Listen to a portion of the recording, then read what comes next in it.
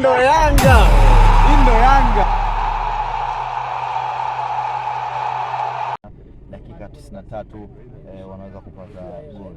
Kitu gani ambacho unaweza kusema? Nafikiria mpira wa vijana under 17 ni developing phase, so tuna expect kuna makosa yalikuwa mtoto hawezi kujua, kosa la kulala na kutolewa kwenye pitch, tukawa wachezaji wa 8 watu wame create space wao ya kuweza kupiga mpira, sababu sisi tuko 8 wako 10. So nafikiri hili ndiko ni kosa.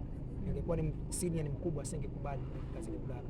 So nafikiri hili limetukosti, lakini same time vile vile hapo create nafasi yote, walipata nafasi moja ya kupiga mpira, lakini imagine sisi tuko 9 lakini tuweze kuattack na tukakosa nafasi sababu vijana. Nafikiria tupo katika first nzuri nao na 2 months tulipochukua timu za vijana zote, lakini progressive nafikiria tunavyokwenda tunakwenda katika sehemu nzuri. Unaweza kuona kama timu inafundishwa, timu inacheza kwa maelekezo. So hili ndio lengo la mpira wa vijana. Lengo la mpira wa vijana kuona kuna development of tactics, kwa watoto wanaweza kuelewa maelekezo ya mwalimu. So nafikiria timu yangu tumekuja kucheza plan off the ball. Tumekuja kucheza sisi for 90 minutes. Tukua hatuna mpira, tumewaachia wa mpira, lakini sisi tumeattack zaidi ya wao. Kwa maana hiyo tumefanikiwa game plan yetu sisi, lakini tukifanikiwa kupata pointi 3, tumepata pointi 1, tumegawana. Nafikiria sio mbaya kwa vijana.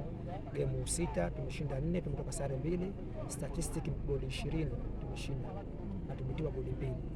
So nafikiria kwa mpira wa vijana tuko katika mazingira mazuri, nafikiria so far na tunapoelekea nafikiria tutakwenda vizuri zaidi. Ndio, ukiangalia namna ambavyo mlicheza tangu mwanzo, hasa kipindi cha kwanza mlikuwa mnamlazimisha Simba kucheza kwenye zoni yake zaidi na ikawa inamlia ugumu sana, na hata kwenye mchezo huu hajashambulia. Uliwaandaa vijana kwa namna gani kuhakikisha kwamba wanafanya hicho ambacho wamefanya? Nafikiria vijana sasa hivi wana enjoy kucheza off the ball. Football now is about off the ball and with the ball. So if you play off the ball much then with the ball, so unaweza wewe kuwin position mara nyingi na ukafunga, kwa sababu una enjoy. Sio kama una mpira wewe una feel disturbing kama umezidiwa. No, hatujazidiwa hata dakika moja, 90 minutes jana wamekimbia muda wote na tumedominate sisi, nafasi nyingi tumecreate. So unaweza kuona hawa vijana wana uwezo wa kufuata maelekezo. Nafikiria now 2 months, after 4 months, 5 months, next year nafikiria hawa vijana watarudi tena kuzana 17, tutakuwa tuna timu bora zaidi, lakini tuna malengo this season ya kuwahitimu ile chama.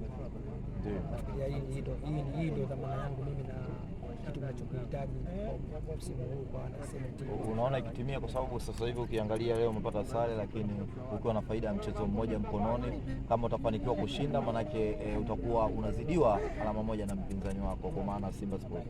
Nafikiria statistics ukiziangalia kwenye ligi sasa hivi mechi 6 sisi tumecheza. Ndio. Tumetoa goli 2.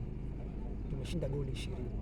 Kwanza kuona vipi vijana wanaweza kufuata maelekezo. Sisi football ni game of winning. It's not game about draw, sare, no, game of winning. Ukilose maana wewe umezidiwa kiwango. So sisi leo tumepata sare kwa sababu moja, kwa sababu tumefanya kosa dakika 90. Kijana wangu kalala sababu umechua bado ni mdogo, na hii ndio kosa tulilofanya sisi. Asingelala wasingeweza kufunga goli sababu tungekuwa kamili na asingeweza ku create space. Shukrani coach. Asante sana.